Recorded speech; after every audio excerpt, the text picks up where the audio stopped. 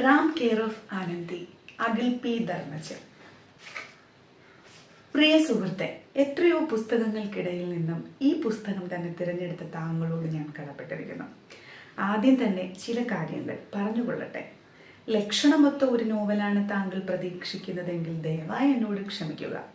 കാരണം ഒരു എഴുത്തുകാരനേക്കാൾ എനിക്ക് യോജിച്ച പേര് ഒരു കഥ പറച്ചിലുകാരൻ എന്നതാവും.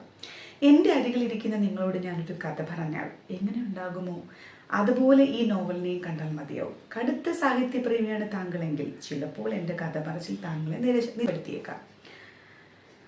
കടുത്ത സാഹിത്യപ്രേമിയൊന്നും അല്ല ഞാൻ ഒരുപാട് വായിച്ച് അതിനെക്കുറിച്ച് സംസാരിക്കാൻ കഴിവുള്ള ഒരാളുമല്ല. എന്നാൽ ഞാൻ അത്യാവശ്യം വായിക്കുന്ന ഒരാളുമാണ്. അപ്പോൾ ഇതിനെക്കുറിച്ച് ഒരുപാട് നെഗറ്റീവ് കമൻസുകൾ കേട്ടു. റാം കെയർ ഓഫ് ആനന്ദിന് എന്തിനാണ് കേന്ദ്ര സാഹിത്യ അക്കാദമി അവാർഡൊക്കെ കൊടുത്തതെന്ന് കേട്ടു. അപ്പോൾ എനിക്കൊരാഗ്രഹം ഇത് വാങ്ങി വായിക്കണമെന്ന്. അപ്പോൾ എന്തായാലും ഒന്ന് വായിച്ചു നോക്കട്ടെ.